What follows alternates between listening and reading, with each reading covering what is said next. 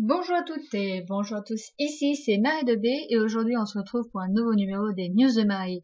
Et on commence par celui qui peut-être ne sera pas présent à WrestleMania, The Champ, John Cena. Pum, pum, pum. Et oui, puisqu'il était venu sur le ring pour demander un match contre Rousseff, souvenez-vous, et Rousseff lui a dit non, puisqu'il ne méritait pas ce match. Et donc, son option B à John Cena, c'était de participer, comme l'année dernière, à la bataille royale en mémoire d'André le Géant. Sur cela, Stéphanie est venue sur le ring et lui a dit non mon coco, il faut être méritant pour participer à cette bataille royale, donc tu n'en feras pas partie. Sur ce, John Cena, lui, il a assez mal pris. Il lui a dit que c'était John Cena et qu'il était 15 fois champion du monde de la WWE poids lourd. Et là, Stéphanie lui a dit oui, la WWE n'a plus besoin de John Cena, c'est John Cena qui a besoin de la WWE. En clair, John Cena, pour elle, est devenu has-been. Et alors là, John Cena lui a prouvé le contraire en battant Curtis Axel, qui est une imitation, mais alors une imitation rang Z, hein, de Hulk Hogan. C'est affligeant. En tout cas, Curtis Axel qui voudrait affronter Rousseff. Donc à voir si ça va dans ce sens-là. Moi, j'espère que non, puisque s'il devait gagner à WrestleMania, je trouverais ça illogique vu comment il est dépouché en ce moment. En tout cas, Stephanie McMahon lui a dit, écoute, si tu veux avoir un match à WrestleMania contre Rousseff, eh bien, il faudra me faire changer d'avis. Et c'est là où toute la storyline prend de la mesure. Je pense que John Cena va en avoir marre qu'on lui crache au visage, qu'on lui dise qu'il est devenu has-been, que la WWE n'a plus besoin de lui, alors que c'est lui qui fait le plus recette, que c'est lui qui est mis en avant, qu'il est le visage de la WWE, même s'il n'est pas champion, et tout ce qui va avec.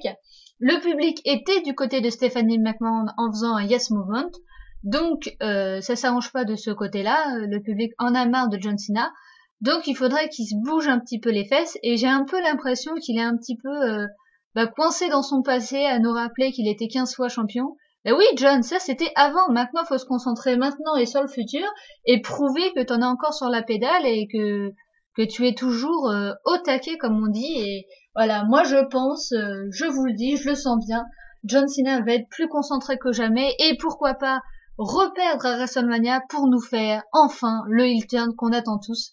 En tout cas, faudra suivre les différents Raw et SmackDown pour voir ce qu'il en est. Ensuite, nous avons eu un match de Diva où Brie Bella affrontait Paige et non, c'était Nikki Bella qui affrontait Paige pour la revanche, excusez-moi, pour la revanche du titre des Divas. Et Paige a gagné par disqualification vu que Brie Bella est intervenue. Et qui est venu pour aider Paige? Le retour de AJ Lee. AJ Lee, ça faisait au moins 6 semaines qu'elle n'était pas venue sur le ring. Je vous rappelle qu'elle était blessée. Et là voilà, elle a eu un match à SmackDown contre Brie. Et c'était un match assez chaotique, mais elle a fini par l'emporter. Ensuite, nous avons un segment. Bray Wyatt, toujours appelé à l'Undertaker, et lui a dit à WrestleMania, nous allons brûler ensemble, alors pourquoi pas un match, peut-être un Hell in a Cell pour s'engouffrer dans les enfers, ou un match où le ring serait enflammé. En tout cas, je sens la stipulation.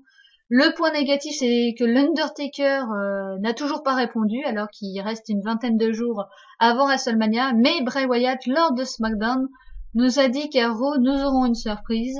Il l'appellera le Deadman. Donc peut-être qu'à Raw de la semaine prochaine, il sera là, il sera de retour pour vous, fans. En tout cas, moi je l'attends, j'espère qu'il sera en forme physiquement. Et si on a un match à stipulation, mais ce sera un match en plus exceptionnel pour WrestleMania. Ensuite, nous avons une petite discussion entre Roman Reigns et Seth Rollins, où Roman Reigns lui a carrément dit de fermer sa petite bouche.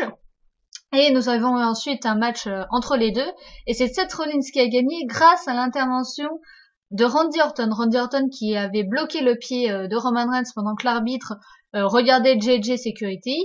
Et donc, c'est comme ça qu'il a gagné. Donc, est-ce que Randy Orton a fait ça juste pour bien faire se voir?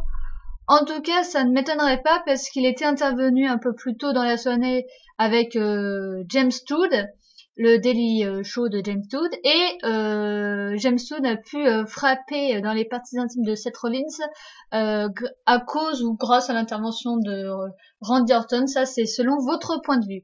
Et on a appris qu'à WrestleMania, Bad News Barrett remettrait sa ceinture en jeu, la ceinture intercontinentale, mais pas dans un match simple. Et non, dans un match de l'échelle, un ladder match. Et là, j'ai envie de vous dire yes. Et attention, les participants, on les a appris à SmackDown. Donc il y aura R-Truth, Dean Ambrose, Dolph Ziggler et Luke Harper. Pour l'instant, le 6e homme n'a pas été donné, mais pourquoi pas un certain Daniel Bryan. Ensuite, nous avons l'intronisation au Hall of Fame d'Alundra Blaze. Donc, bravo, Mademoiselle Blaze, l'une des premières catcheuses féminines qui a mis un point d'honneur à cette division qui aujourd'hui est un petit peu dans l'ombre. Donc, heureuse qu'elle soit dans le Hall of Fame. C'est toujours bien d'avoir des filles qui représentent la division féminine des divas. Et on passe à SmackDown. Et SmackDown, il s'est pas passé grand-chose de folichon. Donc nous avions Ryback qui avait un match contre Kane, un match qu'il a gagné. Et ensuite Kane, vu qu'il était un petit peu énervé parce que le Big Show est intervenu et que c'est à cause de ça, selon lui, qu'il a perdu, il a pris un micro, il a dit « Le match suivant, ce sera le Big Show que tu affronteras. » Et malheureusement, il a perdu contre le Big Show parce que Kane est intervenu. Et là, le Big Show, on a appris dans ce match-là que le Big Show et Kane seront dans la bataille royale en la mémoire d'André le Géant. Donc ça fait 2 noms supplémentaires. Et nous avons aussi Curtis Axel qui sera du voyage. Nous avons ensuite la confirmation que Bad News Barrett affrontera au moins Luke Harper, Dean Ambrose et Dolph Ziggler dans le match de l'échelle. Et donc il y avait un match par équipe entre Dean Ambrose, Dolph Ziggler contre Bad News Barrett et Luke Harper. Et c'est Dean Ambrose et Dolph Ziggler qui ont gagné ce match par tombée. Et on a appris aussi que la semaine prochaine à Raw, nous aurons un guest star, puisque Wiz Khalifa sera le guest host de Raw. Donc ça promet aussi, puisque peut-être que nous aurons le retour de Undertaker, le retour de Sheamus. On a encore eu une petite promo, toujours pas de retour cette semaine. Alors j'espère qu'il fera son retour la semaine prochaine pour être au taquet lors de WrestleMania. En tout cas, faudra suivre les différentes news pour être au courant. Voilà, sur ce, c'est fini pour cette vidéo. J'espère que ça vous a plu. Nous on se retrouve une prochaine fois. J'espère que vous passerez une bonne journée, une bonne après-midi ou une bonne soirée. Et donc nous on se dit à une prochaine fois. Ciao, ciao!